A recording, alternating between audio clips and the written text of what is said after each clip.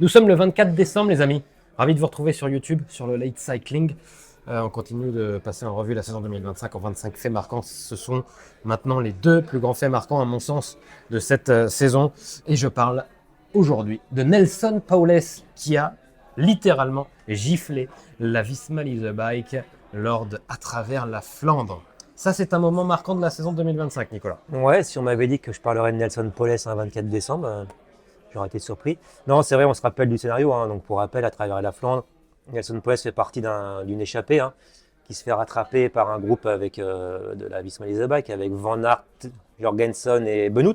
C'est pas n'importe qui.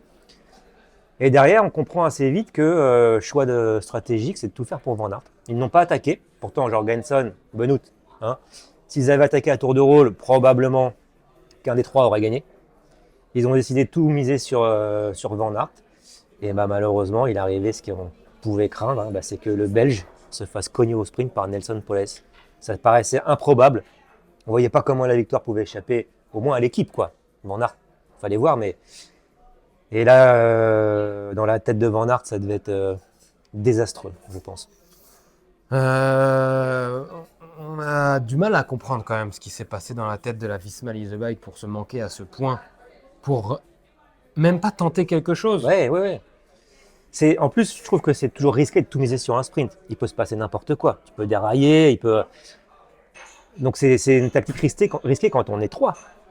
Donc c'est vrai que c'était un choix... Surtout qu'il y avait une marge derrière, ils étaient à 50 secondes derrière. On était serein à la flamme rouge au moins pour tenter quelque chose. Oui, il y avait largement de quoi faire. Je ne vois pas comment à 3 contre 1, la victoire aurait pu échapper à l'équipe. Encore une fois, on parle de Van Aert, Benoît et Jorgensen. Voilà. Donc, choix risqué et perdant, tout simplement. Après, tant mieux pour Nelson Powless. Je pense qu'il n'y croyait pas une seconde. Mais il a joué crânement sa chance. Il s'est dit, écoute, il m'emmène au sprint. À moi de jouer. Et à cette époque, c'est vrai que Van Aert n'allait pas très vite au sprint. On rappelle aussi battu par Remco Evenepoel. Un peu plus tard, ouais. Il n'était pas dans la forme de sa vie, en tout cas en termes de sprint. Cette image assez frappante. Et ça doit pas être la fête après dans le bus, quand on a cette photo d'un coureur qui s'impose devant 3 de ses coureurs. Voilà, on doit faire la grimace, j'imagine. On rappelle aussi pourquoi on misait sur Van Aert, parce qu'il était je vais pas dire mauvais, mais il tournait un petit peu autour, il était un petit peu en dessous, 4e de Paris-Roubaix, je crois, 4e du Tour des Flandres aussi. Enfin, il n'arrivait pas à gagner, quoi, Van Aert. Donc on s'est dit, là c'est l'occasion de le remettre en confiance. On se rappelle ses nombreuses chutes, ses retours à chaque fois. Donc on a vraiment voulu le faire gagner, pardon.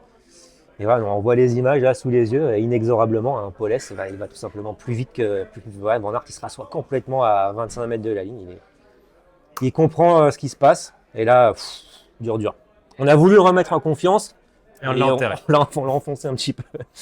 Mais bon, il a su rebondir quand même derrière. Et tu n'as pas parlé d'un des moments de l'année aussi, dans ces 25, il reste demain, mais je sais que ce ne sera pas le thème. Il fait aussi partie des meilleurs moments, pour moi, des top 25 de l'année, Van Aert, quand il lâche Pogacar dans la rue Le Pic. Voilà. Lors de la dernière étape du Tour de France. C'était un moment effectivement marquant, j'aurais peut-être dû le glisser. Bon, on profite, voilà, on parle. Hop, c'est un 2 en 1, Van Aert au fond du trou, à travers la Flandre et au top, la sensation de lâcher Pogacar. Il n'y a pas grand monde qui a cette sensation. Non. Donc de le lâcher comme ça, en plus dans l'engouement de la rue Le Pic sur le Tour des Flandres, ça devait être à l'inverse, son gros moment de la saison à Van Aert.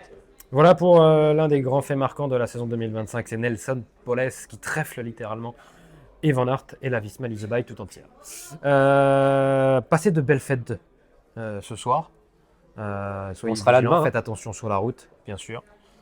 Et nous, on se retrouve demain, 25 décembre, pour le dernier fait marquant, le plus grand fait marquant de la saison 2025. Vous avez des idées en tête? C'est quoi pour vous le fait marquant de l'année 2025? Moi, je l'ai là. Ouais. Et on vous le dira demain. Allez, à demain les amis. À demain. Et bonne fête.